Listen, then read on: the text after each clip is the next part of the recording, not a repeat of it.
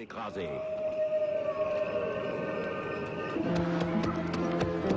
Tu sais ce que veut dire mon nom? C'est la femelle du cheval, c'est ça? Tu sais ce que veut dire le mien? Non. Vercingétorix, chef des grands guerriers. Je ne sais pas, Christian Goudineau, si les druides avaient prévu dans les astres l'arrivée de Vercingétorix, mais César en parle, de ses talents de divination. Il se livre à de nombreuses spéculations sur les astres et leurs mouvements. C'est vrai que ça, c'est pas une légende, je pense, j'en sais rien. Certainement pas. Non, et non. d'ailleurs, c'est une tradition qu'ils ne font que reprendre, car un certain nombre de monuments qu'on trouve en Europe, et qui remontent parfois à l'âge du bronze, voire à la fin du néolithique, sont des monuments orientés sur les solstices. Et le fait que César nous donne cette indication prouve son admiration, qui était réelle pour les capacités scientifiques de ces gens-là.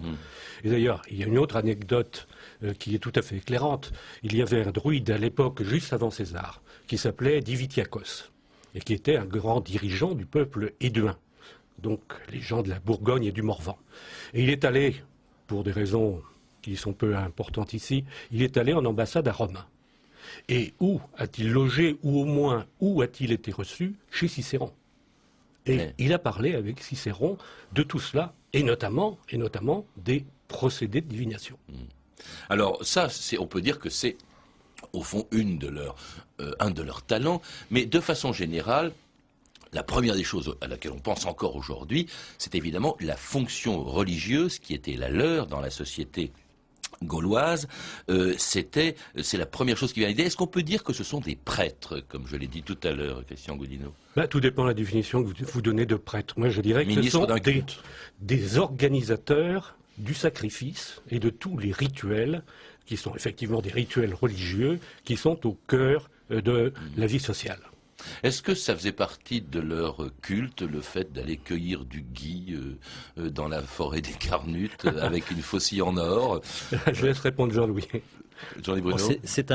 Effectivement, c'est un rite qui a existé, parce qu'il est très très bien décrit par Pline le naturaliste, donc c'est une description qui est tellement belle et tellement précise qu'il faut la croire, mais c'est un rite parmi beaucoup d'autres. Le problème, c'est que les historiens de la religion, très tôt, se sont obnubilés sur ce passage, effectivement, un peu fascinant, et ils en ont tiré des conclusions qui sont beaucoup trop larges, et effectivement, c'est un rite de cueillette, et le gui, on sait que cette plante avait une grande importance pour les Gaulois et pour les druides en particulier, mais ça n'est pas là l'essentiel de leur action. En tout cas, c'est un aspect assez sympathique au fond de leur fonction de prêtre, entre guillemets.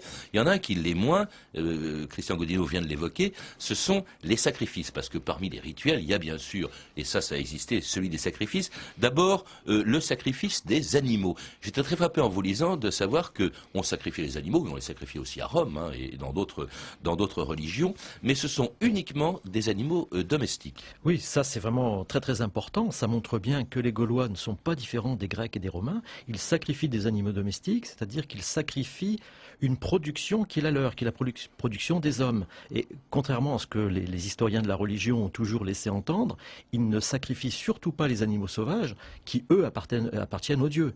Donc on sacrifie ce qu'on produit, c'est-à-dire les grands animaux, donc on élève, oui. Le bœuf, le mouton, le porc, exactement comme à Rome ou en Grèce. Mais qu'est-ce qu'on en fait des restes de ces animaux? Vous dites que dans certains cas, on se les partageait, ils étaient comme, enfin, on les mangeait.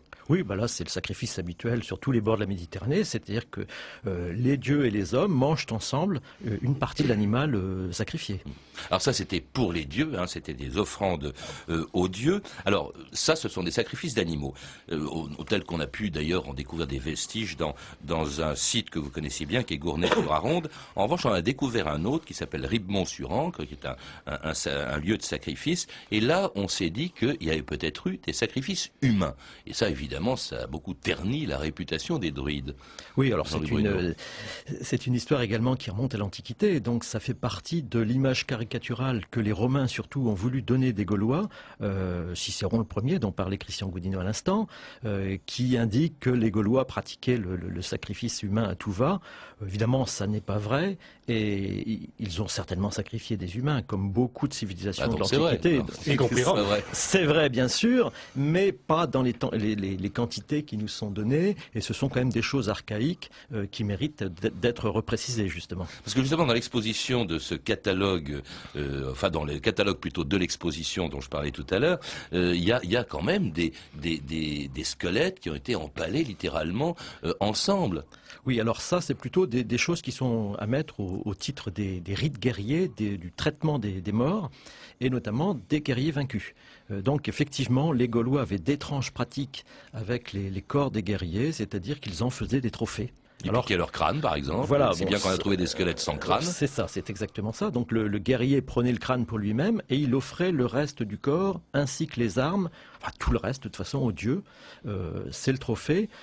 La même chose, enfin presque la même chose existait dans le monde gréco-romain, sauf que très rapidement, les corps ont disparu. Les Grecs et les Romains n'offraient plus que les armes. Alors ça, c'était un traitement réservé aux guerriers vaincus, mais pour ce qui concerne les vainqueurs, évidemment, on ne les sacrifiait pas, mais on laissait leur corps exposé très longtemps à la merci des oiseaux. Oui, alors c'est une coutume funéraire qui n'est pas inconnue puisqu'elle se pratique encore actuellement en Inde. C'est une pratique qui existe chez les Parsis qui venaient de Perse. C'est ce qu'on appelle les funérailles célestes, c'est-à-dire que on estime que certaines personnes, enfin l'âme de certaines personnes doit regagner les cieux et pour l'aider à regagner très vite les cieux, on laisse les oiseaux manger le corps et donc en même temps ils se chargent de l'âme. Et ça c'est vrai pour certains Celtes et on a des textes latins notamment qui sont très explicites à ce sujet. Et à Rimont-sur-Ancre, pour la première fois, on a trouvé des restes d'os humains qui ont subi ce traitement parce qu'effectivement le paradis n'était gagnable que pour les guerriers qui mouraient sur le champ de bataille. Quant aux autres, ils continuaient le cycle des réincarnations. Bon, c'est assez connu grâce à César. Les Gaulois pensaient à la métempsychose, enfin, concevaient la métempsychose et pensaient que les âmes se réincarnaient sans cesse.